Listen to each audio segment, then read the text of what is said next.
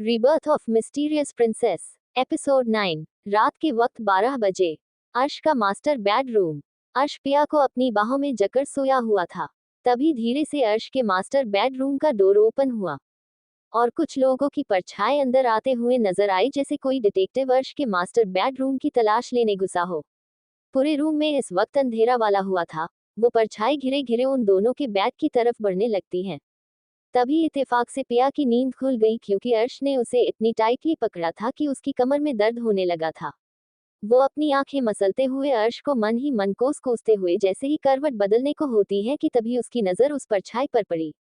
पिया उस परछाई को देख डर से जैसे ही चिल्लाने को हुई कि गौतमी ने उसका मुंह दबाकर बंद करते हुए धीरे से फुसफुसाते हुए कहा, लिटिल रैबिट, हम सब हैं, तुम फिर से भूल गई क्या? आज भाई का बर्थडे है।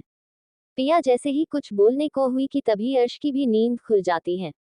अपने रूम में किसी की परछाई को देख अर्श को भौहें तन जाती हैं। अर्श जल्दी से अपनी बगल का साइड लैंप जलाता है। लाइट के ऑन होते ही एक साथ आवाज आई, happy birthday to you, happy birthday to you Asian king, happy birthday to you. Arsh एकदम से हैरान होकर सबको देखता है। सामने श्रेयांश अपने हाथों में केक लिए खड़ा था। उसके साथ गौतमी, कृष, रेहान, ईवान, निहित और मानव खड़े थे और वही उसके बगल में उसकी लिटिल रैबिट बैठी उसे अपनी बड़ी बड़ी आंखों से मुस्कुराते हुए देख रही थी। अर्श काफी हैरान था। ऐसा नहीं था कि अर्श अपना बर्थडे सेलिब्रेट नहीं करता था। वो बचपन में अपना बर्थडे सेलिब्रेट करता था, पर पिया के जाने के बाद उसने अपना बर्थडे सेलिब्रेट करना छोड़ दिया था। पिया को एक बार फिर अपने साथ अपने बर्थडे के दिन अपने करीब देख अर्श को पुरानी चीजें रिमाइंड होने लगती हैं। छोटे से अर्श ने एक ग्रे थ्री पीस टक्सीडो पहना हुआ था और बार बार डोर की ओर देख रहा था, जैसे किसी की राह देख रहा हो। चारों तरफ काफी खुशी का माहौल था। हर जगह बच्चे खेल कूद कर रहे थे। अब जाहिर सी बात थी, ये एक बच्चे की बर्थडे पार्टी थी और बच्चे की बर्थडे पार्टी में बच्चों का होना ऑब सी बात थी।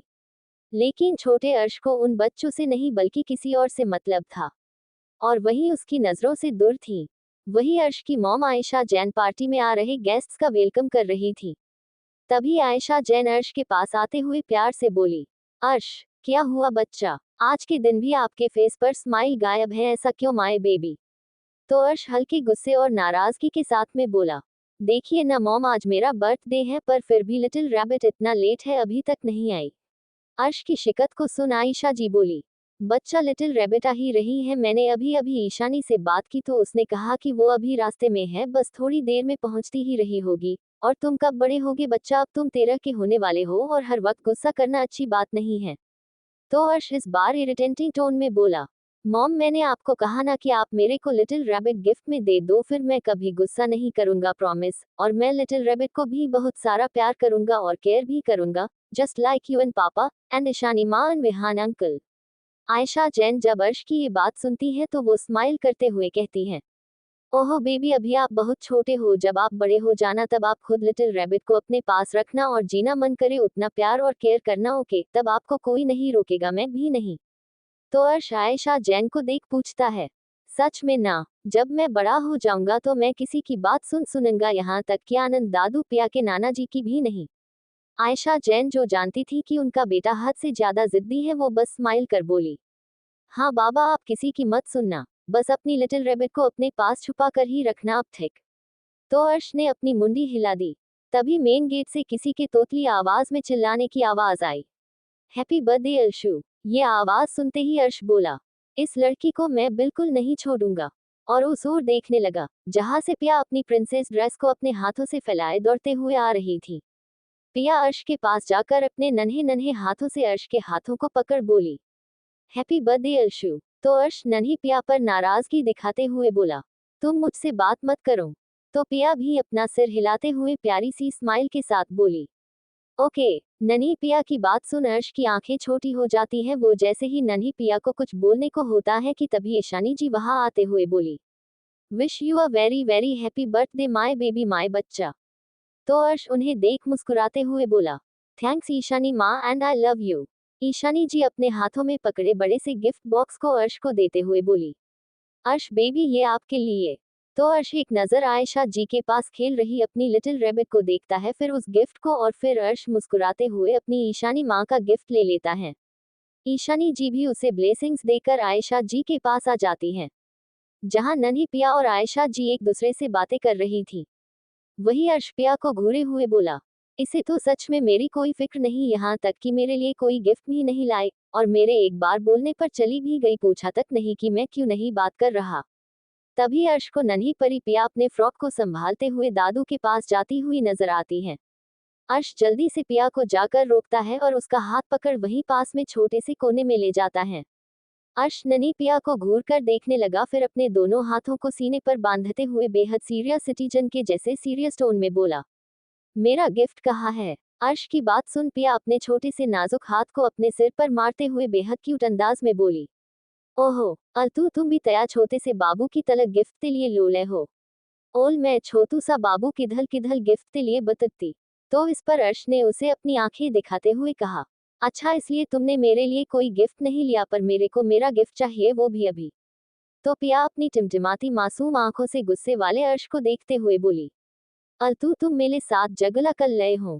अर्श पिया की बात सुन हैरानी बोला, मैंने झगड़ा कब किया। तो पिया छोटू सा फेस बनाते हुए बोली, अभी अभी तो तुम मेले से गिफ्ट के लिए झगड़ा कर लए हो। तो अर्श बोला, मैं तो बस अपना गिफ्ट मांग रहा हूँ।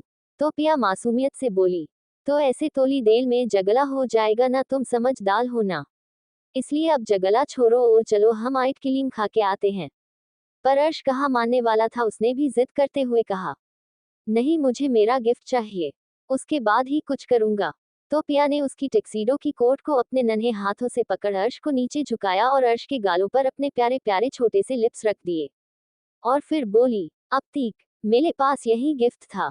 तो अर्श मुस्कुराते हुए बोला, ये मेरा सबसे बेस्ट गिफ्ट है, और वापस झुककर नन्ही पिया के खूबसूरत होठों पर अपने होठ रख बेबी किस कर लेता है, जिससे पिया का मून बन जाता है।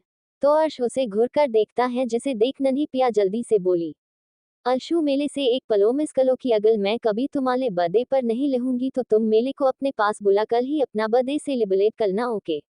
ओल मेले साथ ही अपना केक काटना। तो अर्श उससे हल्के गुस्से में बोला, लिटिल रैबिट मैं तुम्हें कभी भी कहीं नहीं जाने दूंगा और हमेशा तुम्हारे साथ ही अपना बर्थडे सेलिब्रेट करूंगा, तो तुम्हें टेंशन लेने की जरूरत नहीं है। इस पर नन्ही पिया मुस्कुराते हुए एक बार फिर अर्श के गालों पर सॉफ्ट किस करती है। अर्श को खोया हुआ देख श्रेयांश बोला, अरे भाई कहाँ खो गए, देखो मैंने अपने हाथों से आपके लिए केक बनाया है। श्रेयांश की आवाज सुन अर्श अपने सेंस में वापस आता है और बारी बारी से सबको देखता है, जो सभी उसे अपनी आंखों में ढेर सारी खुशी लिए फेस पर प्यारी मुस्कान बिखेरे उसे ही देख रहे थे। सब अर्श को विश करते हैं, तो निहित बोला, अब सब भाई को विश ही करते रहोगे या केक भी कट करोगे। और अर्श को देख श्रेयांश के हाथों में पकड़े केक को आगे करते हुए बोला, भाई दिस इज फॉर यू, सच में आपके लाडले श्रेय ने बनाया है, लेकिन अब इसकी गारंटी नहीं है आगे क्या होगा इसे खाने के बाद। श्रेयांश ने उस केक को अर्श के सामने रखा, तो अर्श ने भी नाइफ पकड़ अपनी बगल में बैठी पिया को अपने करीब खींचकर उसके हाथों में नाइफ पकड़ा दी और खुद पिया के सॉफ्ट हाथों को पकड़कर केक पर जलती कैंडल्स को बुझाता है और फिर केक कट करता है। सभी लोग एक साथ उन्हें देख तालियां बजाते हुए अर्श को बर्थडे विश करने लगे। वही पिया अर्श की इस हरकत पर हैरानी से उसे देखे जा रही थी। तो अर्श उसे बिना देखे उसके कान में धीरे से बोला, लिटिल रैबिट ऐसे मत देखो वरना मुझसे प्यार हो जाएगा। उसकी बात सुन पिया हड़बड़ी में इधर उधर देखने लगी। अर्श ने केक का एक पीस लिया और पिया की तरफ बढ़ा दिया, तो पिया ने भी अर्श के हाथों केक खा लिया। केक खाते ही पिया बोली, वाओ सो डेलिशियस। तो श्रेयांश बोला, है ना यम्मी, अब होना ही था, मैंने जो बनाया है। फिर वो भी सबको साइड कर बेड पर बैठ जाता है और खुद ही केक कट कर खाने लगता है। बाकी सब हैरानी से उसे ही देखने लगे। अर्श ने उसे घूरते हुए बोला, श्रेय अब क्या तुम पूरा केक फिनिश करके ही यहाँ से निकलोगे। तो श्रेयांश जिसने अपने मुंह में ढेर सारा केक भरा हुआ था, वो काफी मशक्कत करने के बाद बोलता है, नहीं भाई आप आराम से सोइए, मैं तो चला अपने रूम में केक को एंजॉय करने। और वहां से सीधा अपने रूम का रास्ता पकड़ लेता है। वही बाकी सब भी अर्श को गुड नाइट बोलकर अपने अपने रूम्स में चले जाते हैं। तभी अर्श की नजर अपनी बगल में बैठी पिया पर जाती है, जो अपनी उंगलियों पर कुछ काउंट करने में बिजी थी। अर्श उसे देख बोला, क्या हुआ, क्या कर रही हो। तो पिया झट से बोली, आप मुझसे पूरे 8 ईयर्स बड़े हो। तो अर्श अपनी एक आईब्रो रेज करते हुए बोला, तो पिया बोली, तो आपने मुझे पहले क्यों नहीं बताया कि आप मुझे पूरे 8 ईयर्स बड़े हैं। और अपनी 8 उंगलियां निकलकर अर्श को दिखाती है। अर्श उसे घूरते हुए बोला, और अगर मैं बता देता तो तुम क्या करती। तो पिया अपनी आंखें बड़ी कर बोली, तो मैं आपसे कभी शादी नहीं करती और आपको अपना भाई।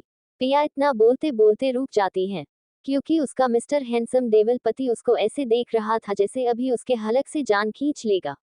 अर्श को देख पिया अपनी बात को सही करते हुए बोली, मेरा मेरा मतलब ये था कि अगर, फिर खुद का सिर झटकते हुए बोली, नहीं नहीं मैं तो कुछ नहीं बोल रही थी, अगर कुछ बोल भी रही होंगी तो वैसा कुछ थोड़ी ना हो सकता है अब, है ना। वही अर्श तो बस पिया को अपनी तिखी नजरों से बस घूरे ही जा रहा था। तभी एक ही झटके में अर्श पिया को बेड पर लेकर पलट जाता है। अब इस वक्त पिया बेड में धसी हुई अर्श के नीचे दबी हुई थी। वही अर्श उसे घूरते हुए बोला, मुझे मेरा बर्थडे गिफ्ट चाहिए। तो पिया हकलाते हुए बोली, पर मेरे पास तो गिफ्ट नहीं है। तो अर्श बोला, है और बिल्कुल तुम्हारे पास ही है। उद्धरण चिन्ह। तो पिया कॉन्फ्यूज होते हुए बोली, कहा। पिया के पूछने पर अर्श कुछ नहीं कहता, बस एक इवलिश स्माइल के साथ उसके फेस पर एक अलग ही चमक आ जाती है। पिया के पूछने पर कि उसके पास गिफ्ट कहाँ है, अर्श की आंखें चमक जाती हैं और अर्श विवल अंदाज में मुस्कुराते हुए पिया के फेस की तरफ झुकने लगता है। पर पिया को तो अब तक समझ ही नहीं आया कि आखिर उसके पास गिफ्ट है कहाँ। तभी अर्श पिया के फेस के बिल्कुल पास जाकर पिया से बोला, लिटिल रैबिट, माय लव, तुम मेरी जिंदगी का वह सबसे स्पेशल गिफ्ट हो जिसे मैं चाह कर भी कभी अपनी लाइफ से नहीं जाने दे सकता, cause you are my life. उसकी बात सुन पिया उसे देखने लगती है और समझने की कोशिश करने लगती है कि आखिर उसके मिस्टर हैंडसम हब्बी के कहने का मतलब क्या है। पिया अभी सोच ही रही थी कि तभी अर्श बिना किसी देरी के पिया के सॉफ्ट पिंक लिप्स के और करीब आ जाता है। अब अर्श और पिया की सांसें एक दूसरे में घुलने लगी थी। अर्श की गर्म सांसों को अपने होठों पर फील कर पिया की आंखें खुद ब खुद आंखें बंद हो जाती है। इस वक्त अर्श पिया के ऊपर पूरा का पूरा लीन हो चुका था। अर्श की चेस्ट पिया के चेस्ट पर पूरी तरह से प्रेशर बना रही थी। पिया तो पहले ही अर्श को खुद के करीब फील कर अपनी बेकाबू हो चुकी सांसों को संभालने की कोशिश कर रही थी। पर अब तो उसे ऐसा लग रहा था कि मानो उसका दिल बुलेट ट्रेन की स्पीड से दौड़ लगा रहा है। वही अर्श पिया को देख मुस्कुरा रहा था। तभी उसकी नजर पिया की चेस्ट पर जाती है जो तेज तेज सांस लेने की वजह से ऊपर नीचे हो रही थी, जिसे देख अर्श के मन में पिया के लिए डिजायर और बढ़ गई। अर्श जब खुद को नहीं संभाल पाता तो वो बिना किसी देरी के पिया के सॉफ्ट कपते होठों पर अपने होंठ रख उसे ब्लॉक कर देता है। अर्श पिया को काफी डिपली किस कर रहा था। अर्श का एक हाथ पिया के टी शर्ट के अंदर चल रहा था और दूसरे हाथ से पिया की पतले सॉफ्ट गर्दन को पकड़ का किस कर रहा था। वही पिया का एक हाथ अर्श के शोल्डर पर था, तो दूसरा अर्श के बालों में उलझा हुआ था। दोनों इस वक्त दुनिया जहान को भूल कर खुद के प्यार में खोए हुए एक दूसरे को फील कर रहे थे। 25 मिनट की लॉन्ग डिप किस के बाद जब अर्श को फील होता है कि पिया को सांस लेने में प्रॉब्लम हो रही है तो वो पिया के लिए को छोड़ देता है। पर अर्श को देख ऐसा बिल्कुल नहीं लग रहा था कि अर्श अभी पिया को छोड़ना भी चाहता था। वही पिया का पूरा फेस शर्म और सांस न लेने की वजह से लाल पड़ चुका था।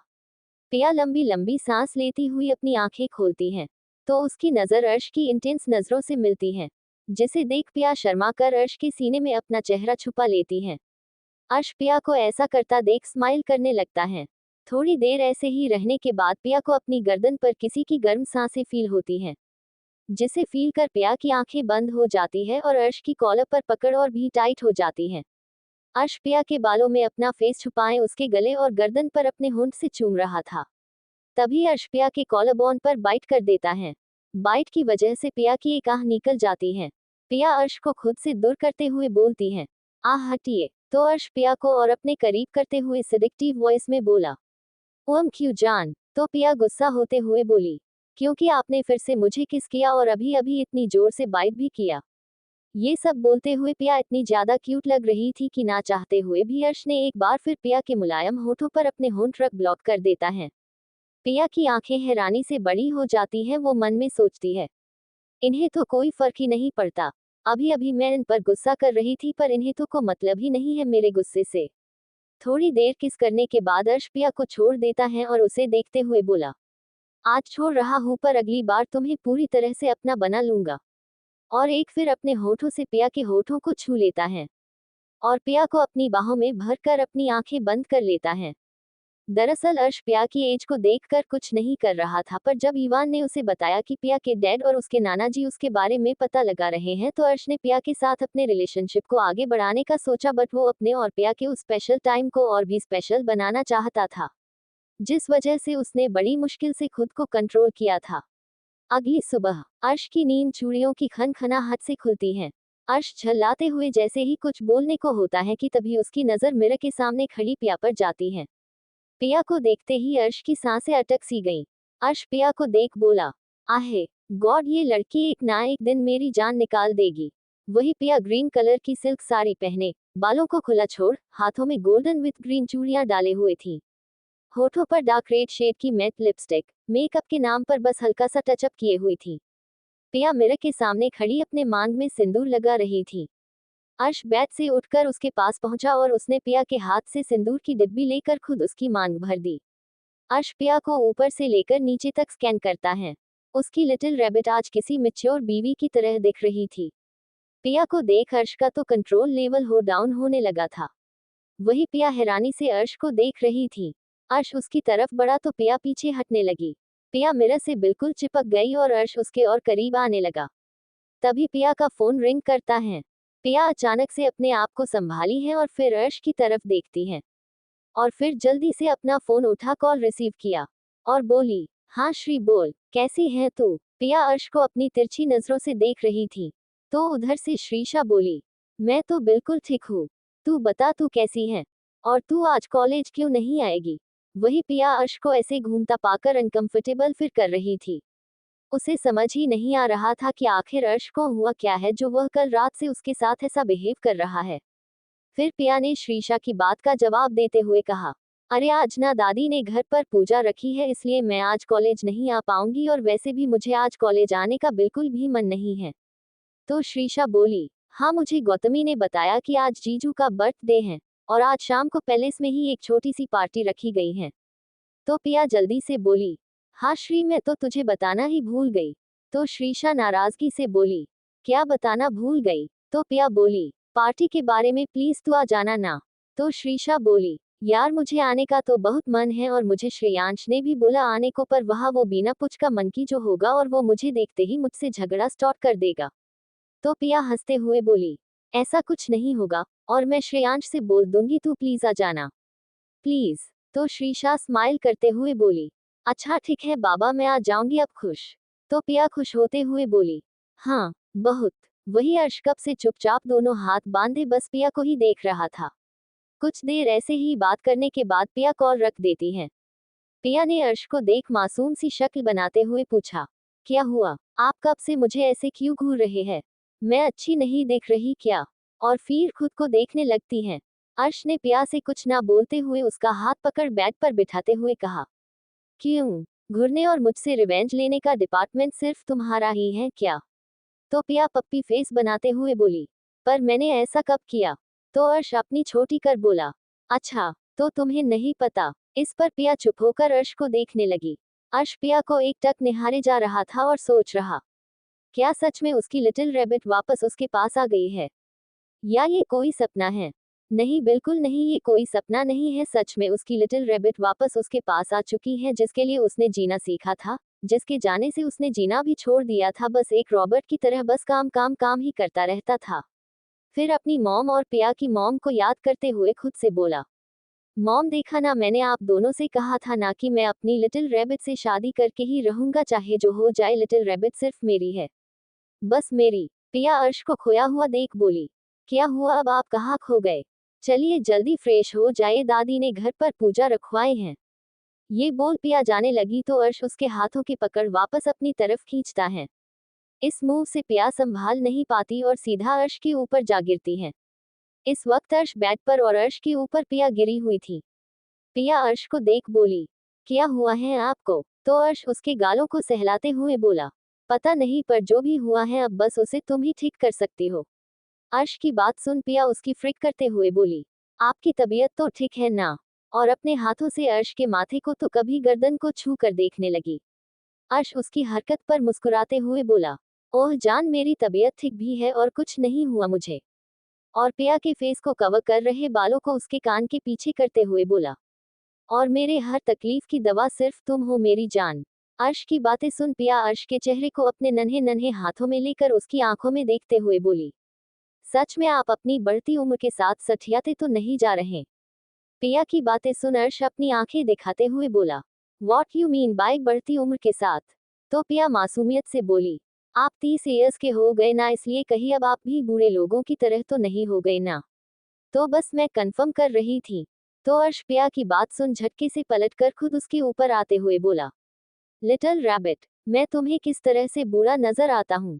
और मैं सिर्फ 30 का ही हूँ, कोई 60-65 का नहीं हुआ हूँ। तो पिया मासूम सा चेहरा बनाते हुए बोली, हाँ पर आप मुझसे हैं तो बड़े ही ना, वो भी 8 ईयर्स बड़े। तो अर्श अपने दांत पिसते हुए बोला, लिटिल रैबिट, अगर तुमने फिर से मेरी एज को लेकर कुछ बोला तो मैं तुम्हें बिल्कुल नहीं छोड़ूंगा। तो पिया अपना पाउट बनाते हुए बोली, पर मैं तो जो बोल रही हूँ सच ही तो बोल रही हूँ। इस पर अर्श गुस्से में पिया को चुप कराने के लिए उसके होठों पर अपने होठ रख उसे काफी वाइल्डली किस करने लगता है, और इस बार किस के साथ साथ बाइट भी करने लगता है। पिया अर्श के बाइट करने से उसे खुद से बार बार दूर करने की कोशिश कर रही थी, पर अर्श की ताकत के आगे हार जा रही थी। वही अर्श पिया को बाइट कर बताने की कोशिश कर रहा था कि वो उससे कितना गुस्सा है। अर्श पिया को किस कर ही रहा था कि तभी उनके मास्टर बेडरूम का डोर झटके से ओपन होता है।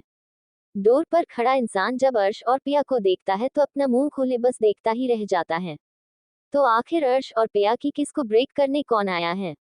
अर्श पिया के बार बार उसकी एज याद दिलाने पर गुस्से में पिया को किस करने लगता है। अर्श इस वक्त गुस्से में पिया को किस किए जा रहा था, पर ये किस पहले की जितनी प्यार भरी और सॉफ्ट किस नहीं थी।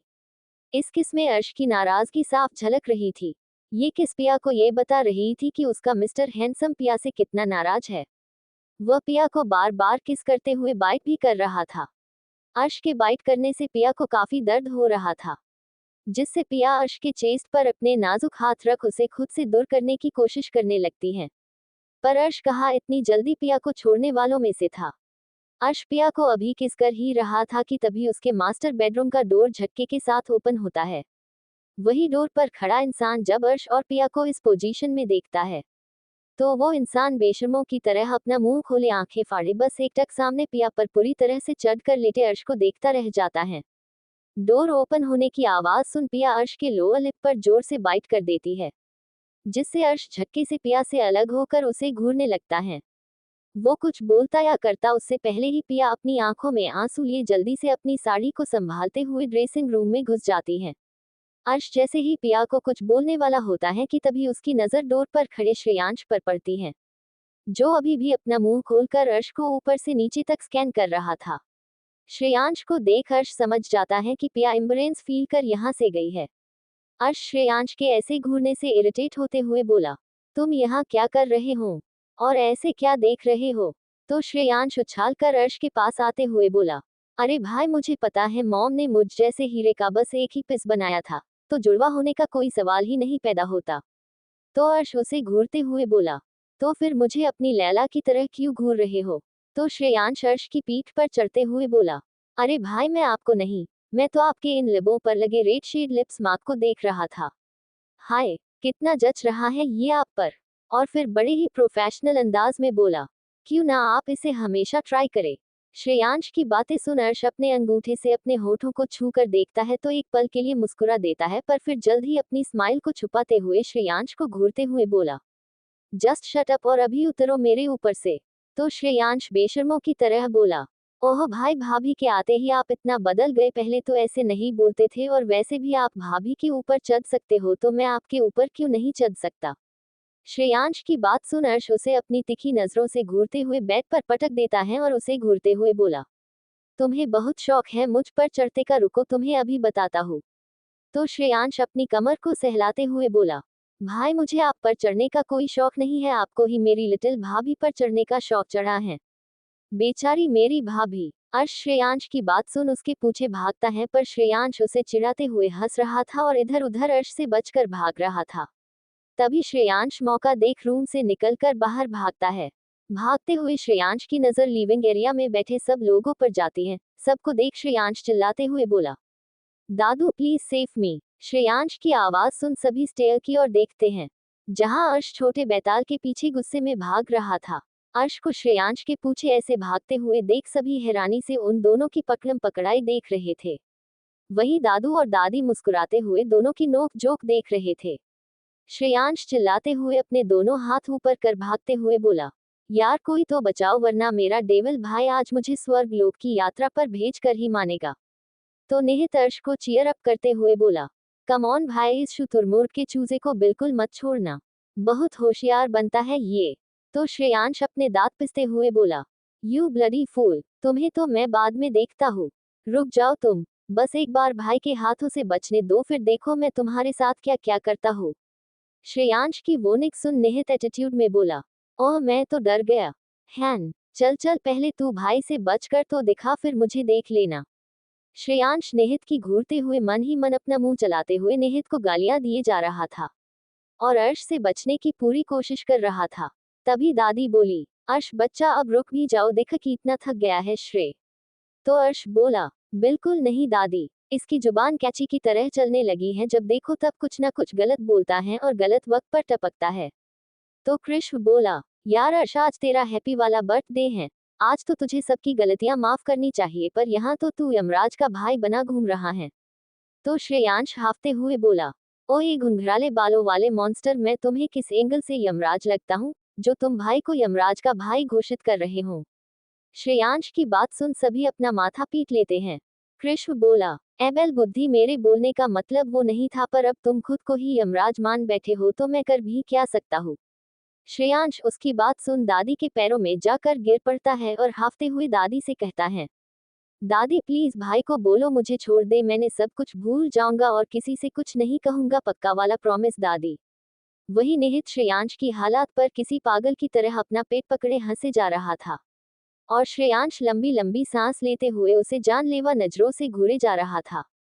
तभी इवान पूछता है, यार पहले तुम दोनों बताओगे कि आखिर तुम दोनों ये टॉम एंड जेरी की लड़ाई लेकर क्यों बैठे हो। तो श्रेयांश बोला, हे मेरी लिटिल भाभी के फर्स्ट सौतन। ये सुनकर तो इवान और अर्श अपनी आंखें छोटी कर उसे घूरने लगते हैं और बाकी सब श्रेयांश की बातों पर इवान को देख हंस पड़ते हैं।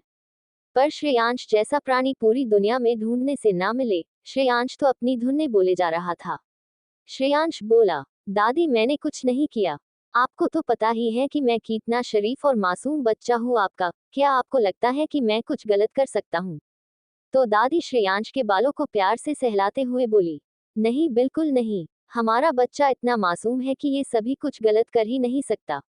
तो दादू खुद में बुदबुदाते हुए बोले, हाँ हाँ, घर में सबको पता है कि ये नवाबजादे कितने मासूम हैं।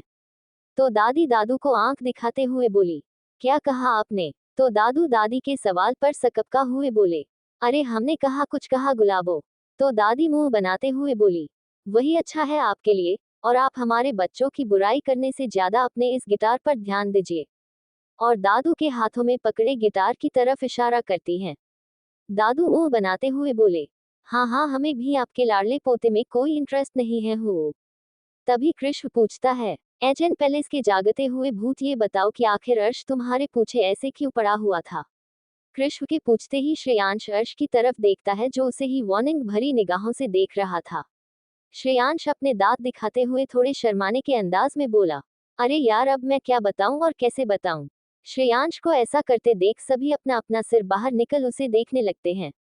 इवान बोला, ओए मिसेज शर्मीली की छठी बहन, ऐसा क्या है जो तुम इतना शर्मा रहे हो। तो श्रेयांश मुंह बनाते हुए बोला, क्या कहा, मैं एक प्रॉपर मैन हूँ, मैं किस तरह से एक लड़की की तरह नजर आ रहा हूँ तुमको। तो निहित बोला, इवान भाई सही बोल रहे हैं, बिकॉज तुम हमेशा अपनी ब्यूटी की इतनी फिक्र जो करते हो जितना कि कोई लड़की भी नहीं करती होगी। तो श्रेयांश उसे घूर कर देखते हुए बोला, तुम सब मुझ जैसे मासूम और हैंडसम बंदे से जलते हो, तभी तो तुम लोगों को मेरी खूबसूरती से जलन हो रही है। इवान झल्लाते हुए बोला, बेवकूफ चुप करो, पहले मुझे बताओ कि तुमने देखा क्या। अर्श श्रेयांश को देख समझ जाता है कि उसका खुराफाती भाई अब सबको सब कुछ बताने वाला है, इसलिए वो सबको एक्सक्यूज कर वहां से अपने रूम में चला जाता है। पर जैसे ही अर्श अपने मास्टर बेडरूम में पहुंचा है तो उसकी आंखें हैरानी से बड़ी हो जाती हैं। अर्श श्रेयांश को देख समझ जाता है कि अब उसका नालायक भाई सबके सामने उसे ब्रेकिंग न्यूज के रूप में पेश करने वाला है। तो अर्श सबको एक्सक्यूज कर वहां से अपने रूम की ओर निकल जाता है। अर्श के ऐसे चले जाने से सब कंफ्यूजन से कभी उसे तो कभी दादी के पैरों से लिपटे श्रेयांश को देखते हैं। तभी श्रेयांश प्राउड फीलिंग के साथ बोलता है, वाओ श्रेयांश, देखो भाई तुमसे डर कर कैसे भाग गए, और अपने कंधों पर अपने ही हाथ से शाबाशी देने लगता है। तो उसे देख ईवान उसके सर पर मारते हुए बोला, ओ मिस्टर ब्यूटी, अपनी तारीफ करना बंद करो और ये बताओ कि अर्श तुम्हारे पीछे ऐसे क्यों पड़ा हुआ था। तो दादी बोली, हाँ बच्चा, क्या हुआ, आज अपने बड़े भाई को इतना कैसे भागा लिया आपने। तो श्रेयांश बोला, अरे दादी आप बिलीव नहीं करोगे। तो रेहान चिढ़ते हुए बोला, यार श्रेय तुम बाद में शर्माना, पहले तो हमें बताओ कि आखिर बिग बॉस ऐसे बच्चों की तरह क्यों लड़ रहे थे तुमसे। तो श्रेयांश दादी के पैर दबाते हुए बोला, दादी वो क्या है ना, भाई और भाभी हमें गिफ्ट देने की प्लानिंग कर रहे थे और मैंने उन्हें जाकर डिस्टर्ब कर दिया। श्रेयांश की ऐसी जलेबी जैसी बातों को सुन सब उसे कंफ्यूजन से देखने लगते हैं। तो दादू उसे आंखें दिखाते हुए बोले, नालायक, कभी तो ठीक से बताया करो, हमेशा खुद की तरह बातें करना जरूरी नहीं है। श्रेयांश दादू की बात सुन नकली रोने की एक्टिंग करते हुए दादी से बोला, दादी देखो ना आपके एजी ओजी कैसे बोल रहे हैं मुझे। तो दादी दादू को आंखें दिखाते हुए बोली, आप क्या चाहते हैं कि आज हम आपके सारे स्वीट डिश पर बैन लगा दें? हाँ कहिए, कहिए तो हमें ऐसा करने में कोई दिक्कत नहीं है।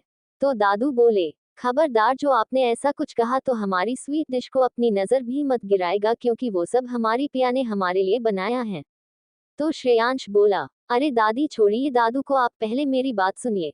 तो दादी प्यार से श्रेयांश को देख बोली, हाँ हमारे बच्चे बोलो अब। तो श्रेयांश दादी की गोद में सिर रख बोलता है, दादी आपको पता है अब ना हमारे इस घर में सबसे छोटे मेहमान को लाने की प्लानिंग हो रही है। तो निहित अपना सिर खुजलाते हुए बोला, मतलब? पर दादी श्रेयांश की बात समझ जाती है, वो खुश होते हुए बोली, क्या सच में? तो श्रेयांश अपने फेस पर प्यारी सी मुस्कान लिए हाँ में सिर हिला देता है। बाकी सब दादी और श्रेयांश को अजीब तरीके से देखते हैं और एक साथ पूछते हैं, क्या सच में? हमें भी कुछ बताओ। तो दादू अपना गिटार बजाते हुए बोले, इन साहबजादे का मतलब है कि अब हमारे इस घर में छोटा अर्शु या छोटी लिटिल रैबिट आने वाली है। दादू की बात सुन सबकी आंखें बाहर आने को हो गई थी। सब हैरानी से एक साथ चिल्लाकर पूछते हैं, क्या? दादू मुस्कुराते हुए बोले, अब तो तुम सब भी एक दूसरे के लिए हम सफर ढूंढ लो, वरना क्या तुम सबको संन्यास लेकर हिमालय के लिए निकलना है क्या? तो श्रेयांश अपनी बत्तीसी चमकाते हुए बोला, अरे दादू आप टेंशन मत लो, मेरी सेकंड और थर्ड भाभी आ जा ही रही हैं पार्टी में। और रेहान और निहित को देख अपने लोअर लिप को कटने लगता है और साथ ही साथ अपनी आईब्रोज रेज करने लगता है। निहित श्रेयांश की हरकत देख समझ जाता है कि आखिर श्रेयांश क्या कहना चाहता है, बट रेहान तो अपना सिर खुजलाते हुए और मुंह बनाते हुए श्रेयांश की हरकतें देख रहा था। निहित बोला, आई फील रियली डाउट कि कुछ लोगों को पता भी है क्या कि दूसरों की लाइफ में बिना इंटरफेयर करे बिना भी रोजी रोटी चलती है। पर कुछ भाई इंडिया वर्जन आंटीज की तरह होते हैं, सब कुछ जानकर भी हाँ यार हम कहाँ किसी को कुछ बताते हैं। ये बोल निहित श्रेयांश को घूर कर देखने लगता है। वही श्रेयांश अपनी बत्तीसी दिखाते हुए बोला, दुनिया है मेरे पूछे लेकिन मैं तेरे पीछे अपना बना ले मेरी जान। श्रेयांश के ऐसे बोलने पर निहित अपने दांत पिसते हुए उसे कुशंदे मारता है और वहां से उठ अपने रूम की ओर चल पड़ता है। वही श्रेयांश उसे ऐसे देख अपना पेट पकड़ हंसने लगता है। अर्श का मास्टर बेडरूम। अर्श जैसे ही रूम में एंटर करता है तो सामने का नजारा देख उसकी आंखें छोटे छोटे हो जाती हैं। अर्श अपने तेज कदमों से आगे बढ़ते हुए बोला, लिटिल रैबिट। पिया बेड से कुशन उठाकर अर्श के फेस पर दे मारती है और अपने फेस को अपने हाथों से कवर कर रोने लगती है। कुशन सीधा अर्श के मुंह पर लगता है। अर्श जल्दी से कुशन को फेंकते हुए बोला, क्या हुआ जान? और पिया को हक करने के लिए आगे बढ़ता है पर पिया उससे दूर होते हुए बोली, आप बहुत बुरे हैं, मुझे छूना भी नहीं आप। तो अर्श पिया की बातों को इग्नोर कर पिया को हक कर लेता है और उसके आंसू पोंछे हुए बोला, क्या हुआ जान, तुम ऐसे रो क्यों रही हो? अर्श के पूछने पर भी पिया कोई रिस्पांस नहीं देती और बस अपने फेस को नीचे कर सिसकती रहती है। अर्श पिया के फेस को ऊपर कर बोला, जान ऐसे क्यों रो रही हो, बताओ भी क्या हुआ? तो पिया अर्श के सीने पर अपने छोटे छोटे सॉफ्ट हाथों से मारते हुए अपनी रुआसी आवाज में बोलती है, आपने मुझे श्रेयांश के सामने किस किया, वो क्या सोच रहे होंगे मेरे बारे में और मैं अब उनको फेस कैसे करूंगी, मुझे बहुत शर्म आ रही है और रोना नहीं। फिर रोते हुए, आहा आहा, सब आपकी वजह से हुआ। अर्श पिया की बातें सुन पहले तो उसे इग्नोर करता है पर फिर पिया के क्यूट से फेस को देख उसके फेस पर प्यारी सी स्माइल आ जाती है। अर्श पिया की कमर को पकड़ खुद के करीब कर खुद से चिपकाते हुए बोला, ओह माय लिटिल रैबिट, अब जैसा भी हूँ तुम्हार ही हूँ। अर्श की बात सुन पिया उसको अपनी बड़ी बड़ी आंखों में आंसू लिए घूर घूर कर देखने लगती है और धीरे से बुदबुदाती है, निहायती बेशर्म कही के। हो, भले ही पिया ने धीरे से कहा था, पर अर्श के शार्प नेचर की वजह से अर्श को पिया की कही गई बात सुनती पड़ जाती है। अर्श हल्का सा नीचे झुककर पिया के कान के पास जाकर बोलता है, जान, अब वैसे भी दादी दादू को कोई तो चाहिए जिसे वो अपने साथ खिला सके, लाड़ कर सके, है ना। पिया तो अर्श बातें सुन कम और अर्श की गर्म सांसें अपने गर्दन और गालों के साइड ज्यादा फील कर रही थी। वो लड़खड़ाती जुबान में अर्श से पूछती है, मतलब। तो अर्श एक डेविल स्माइल कर पिया को देख उसके कान में बोलता है, सारे मतलब यही जानने हैं क्या, चलो कुछ मतलब करके देखते हैं, और वैसे भी मेरी जान ने जब मुझे निहायती बेशर्म का टैग दे ही दिया है तो अब किस बात की शर्म। अर्श की बात सुन पिया आंखें बाहर कर हैरानी से अर्श को देखने लगती है और सोचती है, भगवान जी, मुझे ही ऐसे हब्बी को देना था क्या आपको। और अपनी रोनी सूरत बनाकर बोलती है, मैंने कहा आपको कोई टैग दिया है। तो अर्श बोला, अच्छा। तो पिया अपनी पलकें झपकाते हुए अपनी मुंडी जोर जोर से हाँ में हिलाने लगती है। तो अर्श पिया के लिप्स पर हल्का किस कर उसे अपनी गोद में उठा लेता है। पिया अर्श को देख घबराते हुए बोली, सॉरी सॉरी, प्लीज मुझे बालकनी से नीचे मत फेंकिएगा। मैं प्रॉमिस करती हूँ कि अब कभी आपको कुछ नहीं बोलूंगी, पर प्लीज मुझे इतनी जल्दी नहीं मरना है। और पिया डर की वजह से अर्श के गले में अपनी बाहों उलझाकर उसे टाइटली पकड़ लेती है। अर्श पिया के फेस को देख मुस्कुरा रहा था। पिया की आंखें इस वक्त घबराहट और डर की वजह से बंद थी, होठों कांप रहे थे। पिया इस वक्त किसी छोटे से खरगोश की तरह अर्श से लिपटी हुई थी। अर्श पिया को सीधा वॉशरूम में लाता है और धीरे से वॉशरूम का डोर बंद करता है और चुपचाप खड़ा होकर पिया को देखने लगता है। वही जब पिया को फील होता है कि काफी देर से अर्श उसे अपनी गोद में लिए हुए है, तो वो पहले अपनी एक आंख खोलकर देखती है, फिर दूसरी आंख खोलकर अच्छे से सामने अर्श के चेहरे को। पिया अपना सिर इधर उधर घुमाकर देखने लगती है कि आखिर उसका मिस्टर हैंडसम उसे कहाँ से फेंकने वाला है। तभी पिया अर्श को देख बोली है, आप मुझे बालकनी से ना फेंक कर पानी में डूबा कर मारना चाहते हैं। और फिर रोनी सूरत बनाकर बोलती है, आप कितने बुरे हैं, आप अपनी लिटिल रैबिट को ऐसे कैसे मार सकते हैं। तो अर्श पिया की बात सुन मुंह बनाते हुए झल्ला कर बोला, ओह गॉड, हद है यार, मुझे ही सारे पागल देने थे क्या आपको। तो पिया अर्श को घूरते हुए बोली, क्या कहा आपने। तो अर्श बोला, जो तुमने सुना वही। और पिया को शॉवर के नीचे खड़ा कर बोला, मुझे शॉवर दिलवाओ। तो पिया पहले इसकी बात को अनदेखा कर अर्श से पूछती है, पहले आप मुझे ये बताएं कि आप मुझे लिटिल रैबिट क्यों बुलाते हैं। पिया के सवाल पर अर्श उसे एकटक देखने लगता है और किसी सोच में गुम हो जाता है। मम्मा, मम्मा, ईशानी माँ ऐसे क्यों चिल्ला रही है। तो आयशा जी अर्श को अपनी गोदी में बैठाते हुए एक रूम की ओर देखती है, जिसके के ऊपर एक रेड कलर का बल्ब जल रहा था।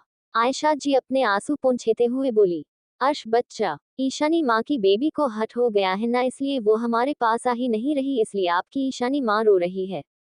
बेचारा छोटा सा अर्श अपनी मासूम नजरों से अपनी मम्मा को देख बोला, कोमोलिका बुआ बहुत बुली है, उन्होंने ईशानी माँ को स्टेयर से धक्का दे दिया ना, इसलिए बेबी को हट हुआ ना।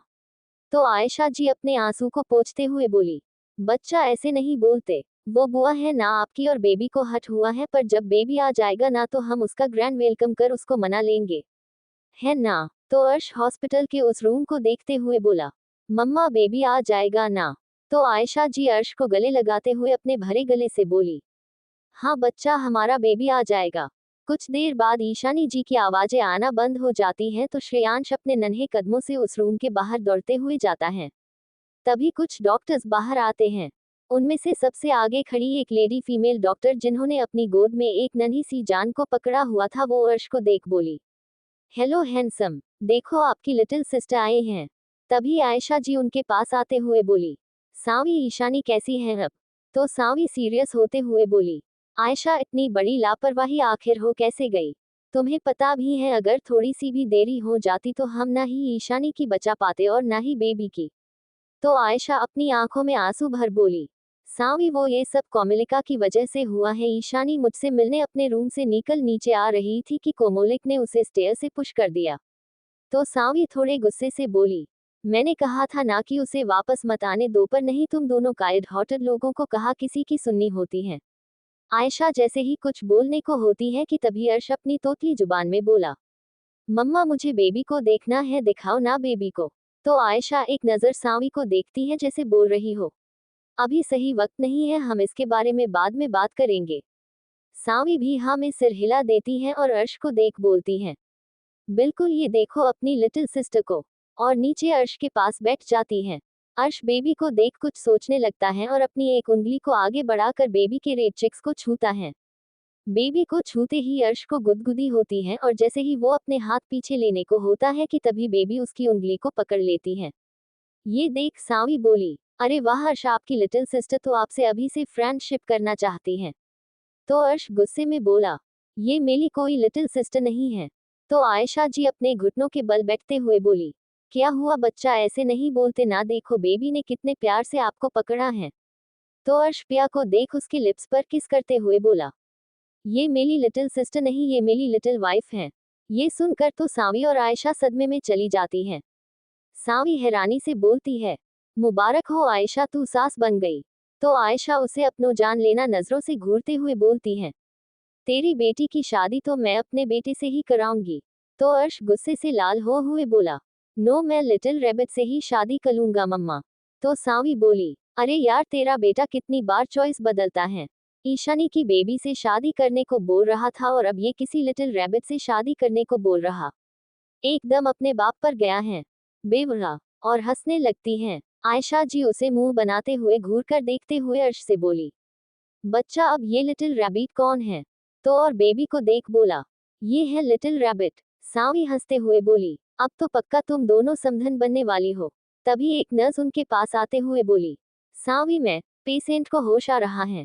सावी नर्स से बोली, ओके तुम चलो, मैं अभी आती हूँ। नर्स उसकी बात सुन वहां से ईशानी के वार्ड में चली जाती है। सावी बेबी को आयशा को देते हुए बोली, ले अपनी बहू को संभाल, जब तक मैं तेरी समधन को देख कर आती हूँ। आयशा बेबी को लेते हुए बोली, तुझे तो मैं बाद में बताती हूँ। सावी उसे अपनी जीभ दिखाते हुए वहां से चली जाती है। आयशा पास में रखे काउच पर बेबी को लेकर बैठ जाती है और अर्श खड़ा होकर अपनी लिटिल रैबिट के साथ खेलने लगता है और ढेर सारे किस्से करने लगता है। पिया अर्श को यूं कहीं खोया हुआ देख उसके कॉलर को पकड़कर नीचे झुकाते हुए बोली, क्या हुआ बताए ना। पिया के ऐसा करने से अर्श होश में आते हुए बोला, क्योंकि मेरी जान तुम बिल्कुल एक खरगोश की तरह हो जिसे देख दिल करता है कि बस प्यार से किस करते जाओ, बस करते जाओ। ये बोलते हुए अर्श पिया को खुद से चिपकाते हुए शावर ऑन कर देता है और पिया को वॉल से सटाकर एक बार फिर उसके होठों पर अपने होठ रख किस करने लगता है। अर्श पिया के दोनों ही लिप्स को पूरी शिद्दत से सक कर रहा था और पिया बस उसके कंधों को थामे अपनी आंखें बंद किए हुए खड़ी थी। 20 मिनट के किस के बाद अर्श पिया को छोड़ता है और लंबी लंबी सांसें लेते हुए पिया को देखने लगता है जो उसे घूर कर देख रही थी। अर्श हंसते हुए बोलता है, ओह जान, ऐसे मत देखो वरना मैं अभी तुम्हें पूरा खा जाऊंगा। तो पिया नाराज होते हुए बोली, ऐसे ना देखूं तो कैसे देखो, आप बार बार मुझे बिना बताए किस करते हैं और मैं अभी अभी रेडी हुई थी और आपने मुझे फिर से भीगा दिया। तो अर्श पिया को घुमाते हुए पिया को उसकी कमर से पकड़कर खुद में चिपका लेता है और अब पिया की पीठ अर्श की चेस्ट से बिल्कुल चिपकी हुई थी। Thank you for listening. Like और कमेंट करना ना भूलें और मोर स्टोरीज के लिए सब्सक्राइब करें। मिलते हैं नेक्स्ट वीडियो में।